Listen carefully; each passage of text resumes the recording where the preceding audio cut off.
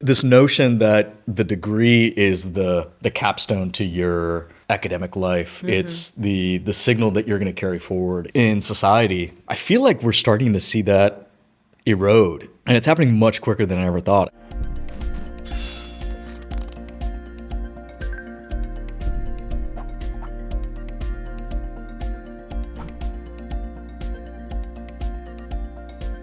Welcome back to VBSR, Sarah. We are rounding out the summer. It's been a really hectic, crazy, but energizing past couple months. Fun and active. Fun and active for sure. I thought it'd be fun to actually switch things up this week because it's back to school for a lot of us. Well, right. More importantly for those of us with school-age kids, back to school. And you have school-age kids now who really have experienced two forms of acceleration. You know, they experienced COVID and just the digitization of their learning experience. And then now they're experiencing this new exponent on top of it, which is AI. So I thought it would be fun to, round out the summer. Yeah. Look forward to the fall and talk about AI in education. Yeah. I actually, I'd be interested in the data of like what percentage of teachers spent like a good chunk of the last 2 or 3 months trying and testing different AI applications that they want to incorporate in their classroom. True. And I bet that percentage is incredibly high. Yeah. And part of that is because where we're seeing a ton of activity is in these tools, maybe to be expected because they're where LLMs are quite strong in terms of like language and text, which is let me take a body of content and turn it into a presentation. Let me turn it into a formative assessment that I can give after a lesson. Let me turn it into novel questions and study guides.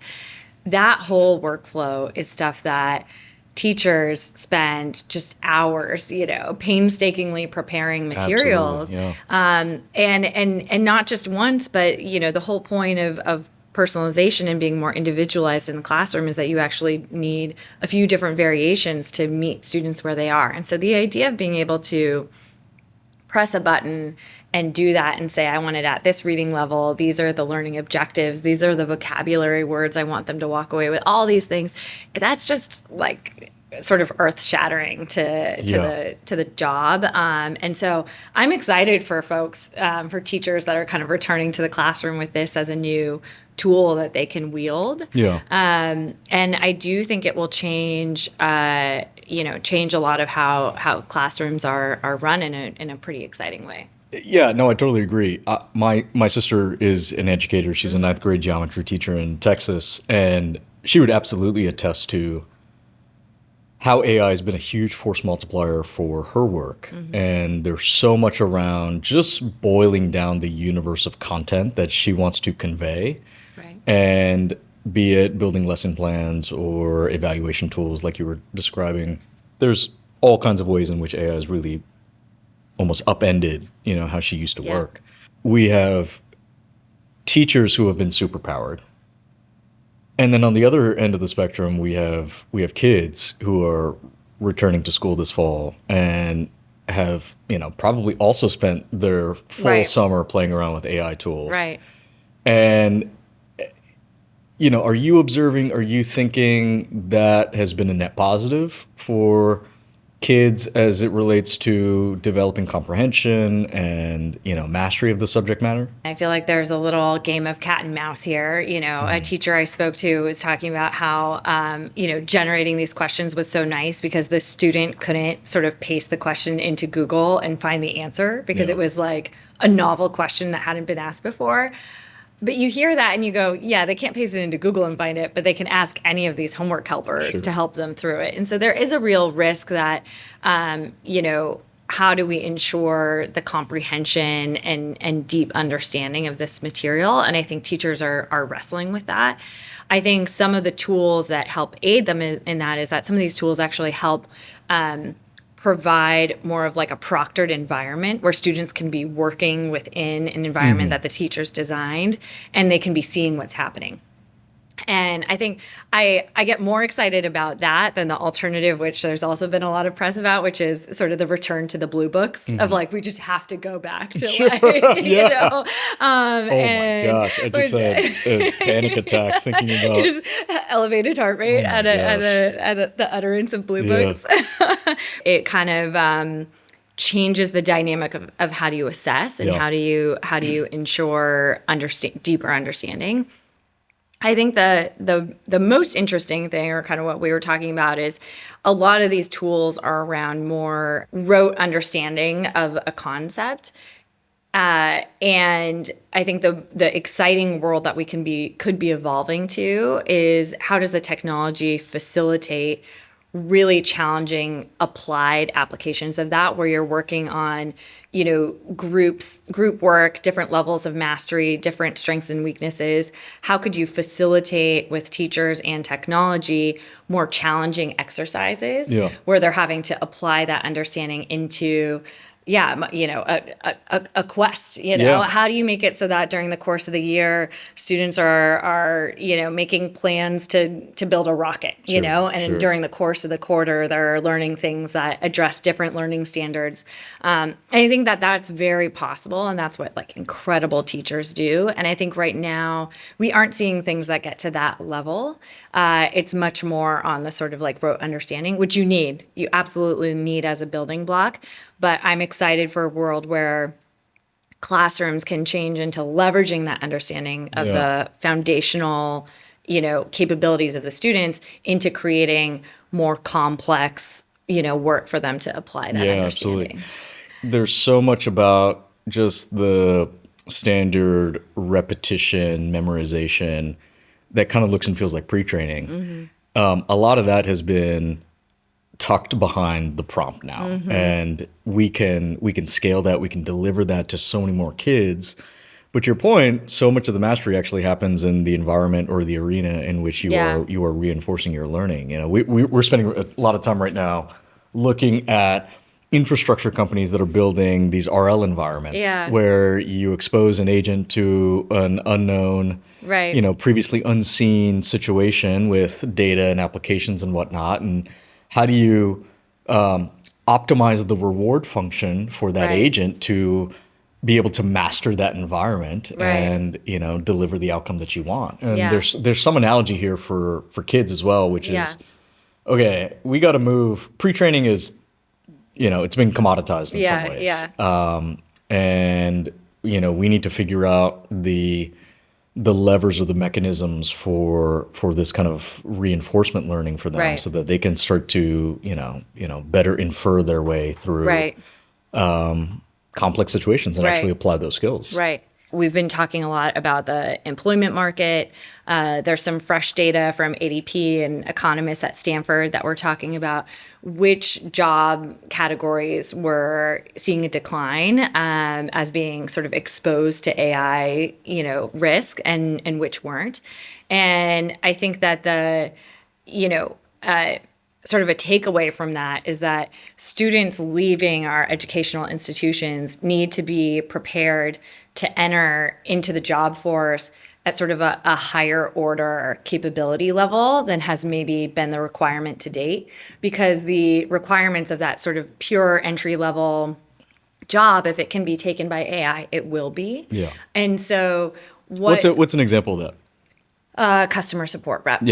You know, even just a research analyst, right? So it's not very basic call and response, but even a more complex, you know, job. And so we need to prepare our students to do more, you know, higher complexity, project-based, that like executive function of how do I chunk down a task. Those are the things that I think the management layer, who is doing a mix of managing people and agents and AI, we're going to need our graduates to be able to come into that level of application. So they need to understand how to utilize these tools and work towards higher order challenges and collaborate with other people towards higher order, gnarlier, you know, problems. And so that needs to be what our schools are training them for. We can hopefully manage some of that skill variability close that gap and get folks ready to go into this applied space. Because I don't think it's for lack of teachers, wanting to bring Sure. them there. That's Right. really very fun, engaging classroom work.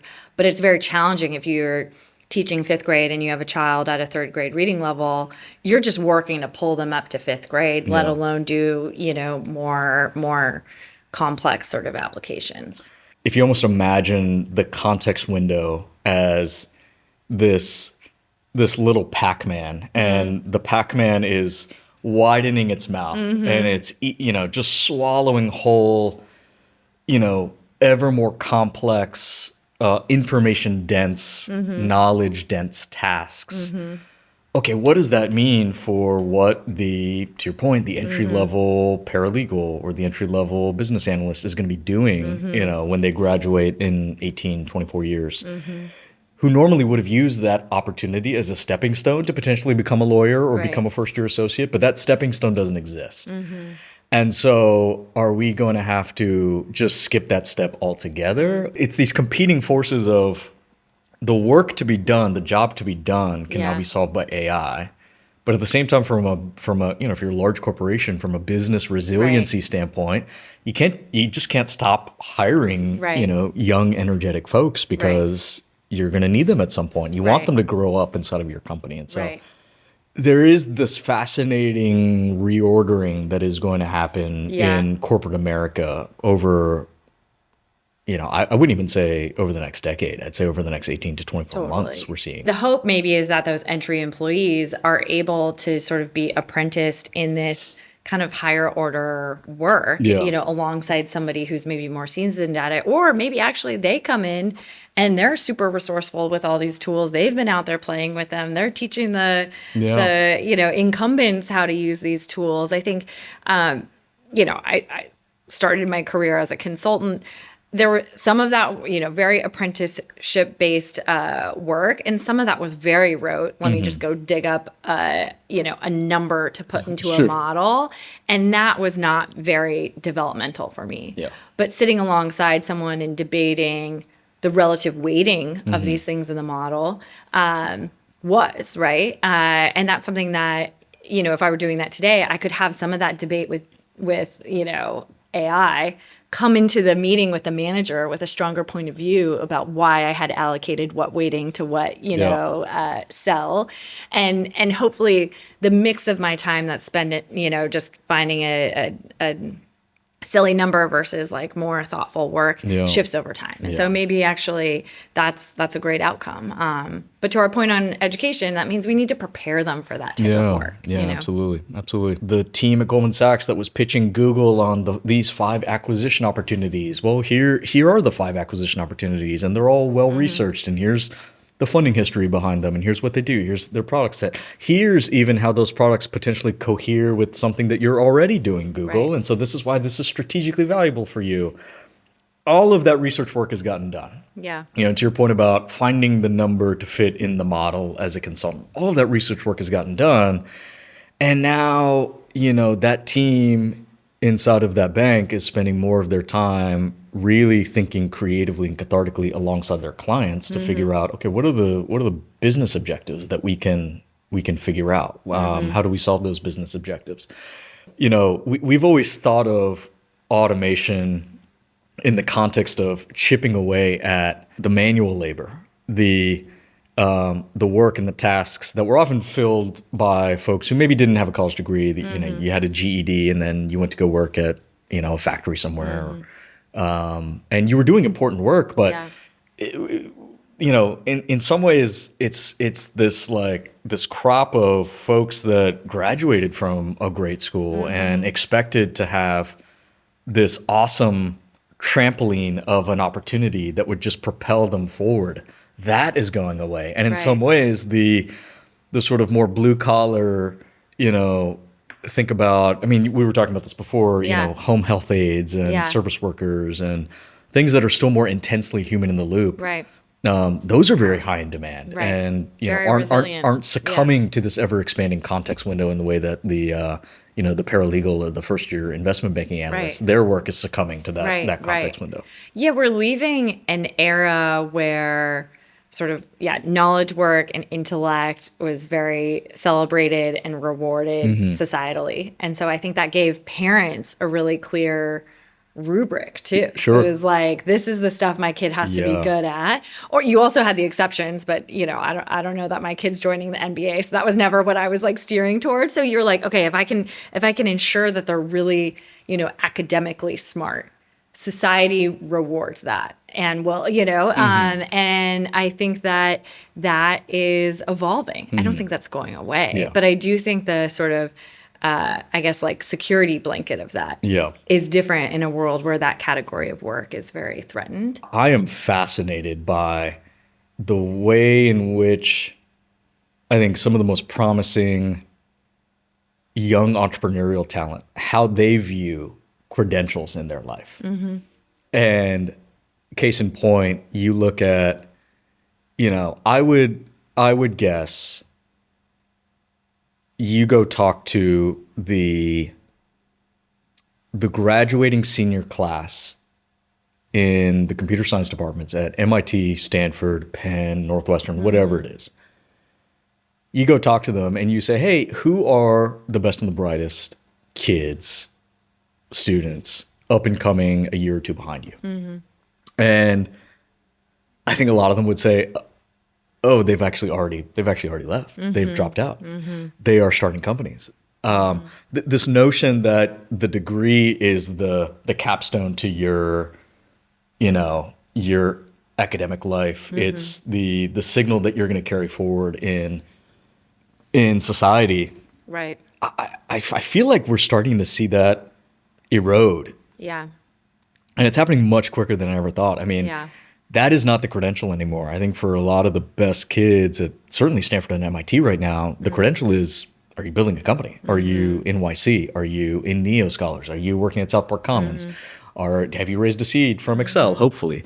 And so that has been, that's been both I think a blessing and maybe a challenge for us. On the one hand, we have some incredible young entrepreneurs in the Excel portfolio. You look at Alex Wang, who dropped out of MIT. You look at the team at Cursor, who were also MIT dropouts.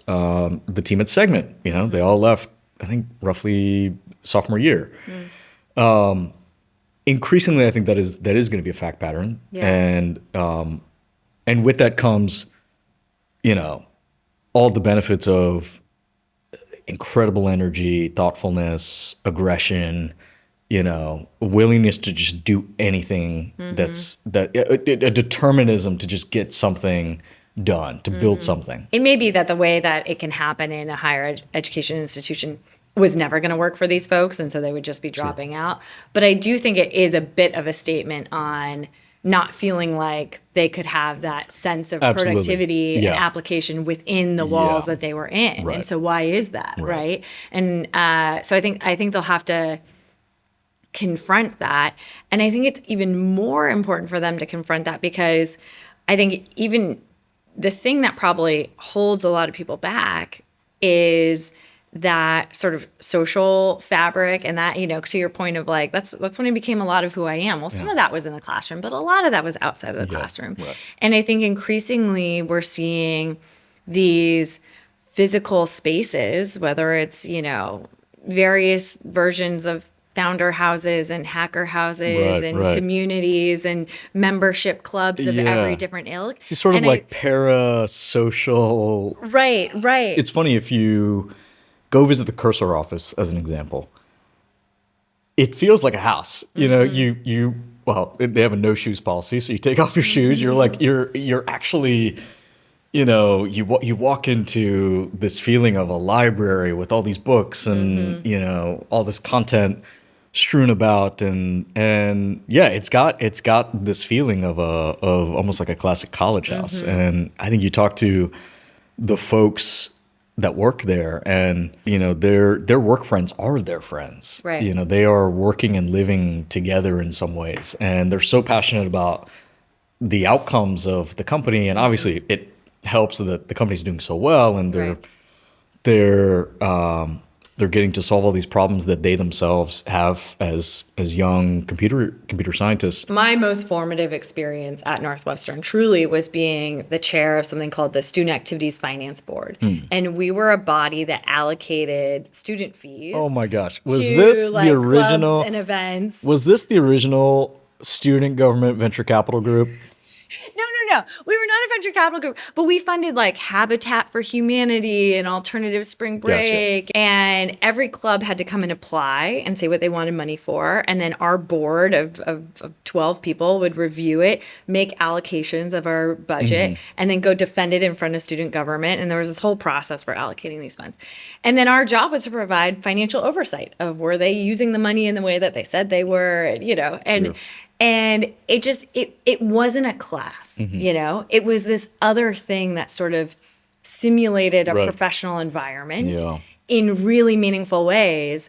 That was the most formative experience for me and set me up for my career success. And so it's just an example of how the experiences that can be so formative in a college campus often, already were existing outside of sort of the formal classroom. And I just think it puts more and more pressure on those experiences where you can be pushed and grow in ways that really do simulate or are very authentic to the outside world. Yeah, absolutely. We've always debated education as a space to invest in.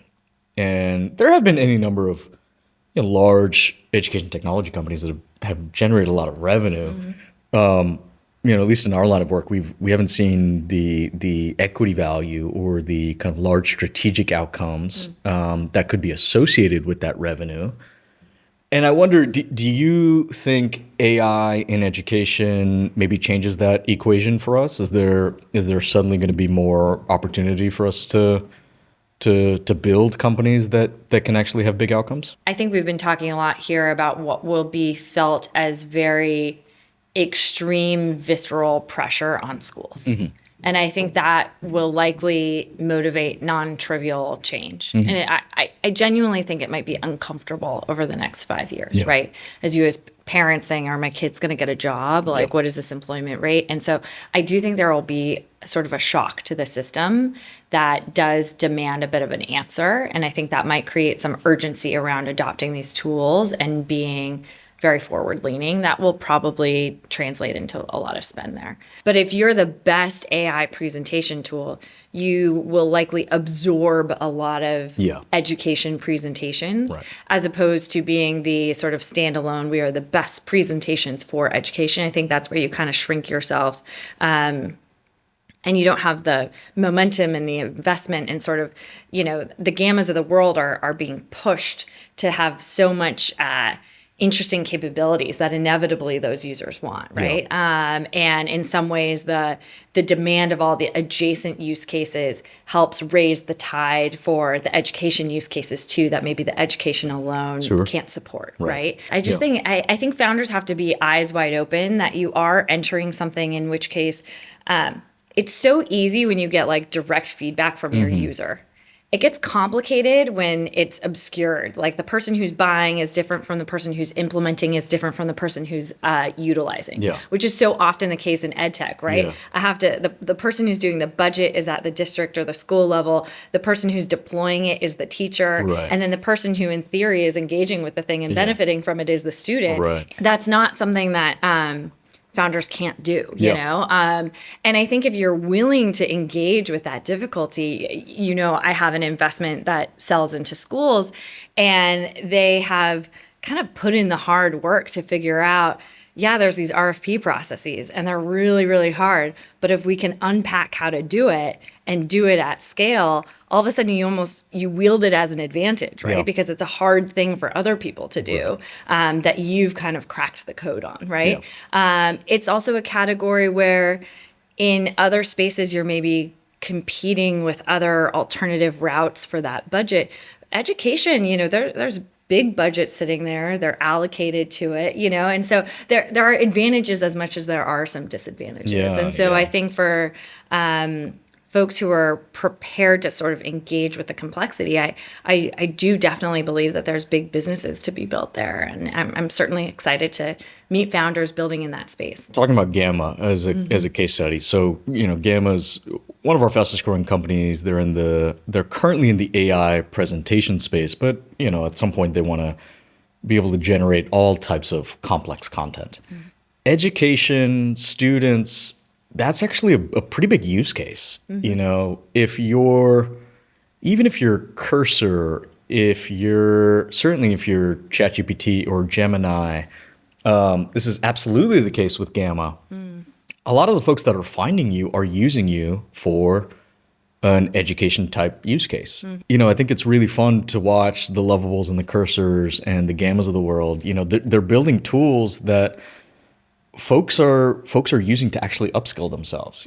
Suddenly this computer science degree, which was so out of hand for many people, you can now actually walk through the basics of getting something stood up. And that use case, I think, is actually quite large inside of the user bases of a lot of these AI companies. I'd say for all three of those companies in the Excel portfolio, that's a user base that each of those companies really tries to embrace. Totally. And it's going to be fun to see how that percentage of their user base grows over time. Yeah, I think this is a tried and true go-to-market strategy, right? Of the catch them in an academic setting, become their preferred tool. There's a reason why every school had a Chromebook for an era, because that didn't happen by chance. It was Google Education made a concerted effort to meet the mark on sort of the price to capabilities for education and kind of get in there.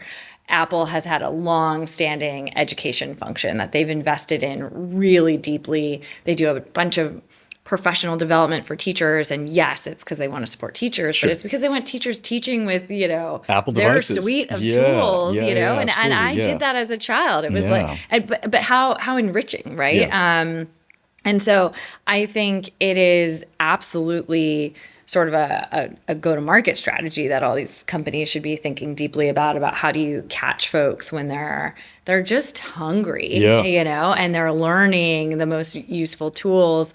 And if you can get them and you can become kind of their default, that's my experience with Gamma, right? It's every now and again I try others, then I come back to it, and that's what you want with students, and then you want them to take it into their place of work and have it become something that, that classic sort of prosumer model that we've seen time and again. Wishing all the parents out there a wonderful, wonderful back to school. We are in the midst of some incredible change, but it's all change that we're going to be navigating over the next very short amount of time, 18 to 24 months. And always a pleasure to unpack all of that change with you. And I will see you in September. Yeah, see you next week.